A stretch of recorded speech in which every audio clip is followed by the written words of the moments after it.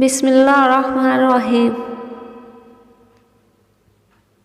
السلام علیکم۔ ابو ہریرہ رضی اللہ تعالیٰ عنہ بیان کرتے ہیں، کسی آدمی نے رسول اللہ صلی اللہ علیہ وسلم سے دریافت کیا، ہم سمندری سفر کرتے ہیں اور تھوڑا سا پانی اپنے ساتھ لے جاتے ہیں، اگر ہم اس سے وضو کرتے ہیں تو پھر پیاسے رہ جاتے ہیں، تو کیا ہم سمندر کے پانی سے وضو کر لیا کریں؟ رسول اللہ صلی اللہ علیہ وسلم نے فرمایا، اس کا پانی پاک ہے اور اس کا مراد حلال ہے۔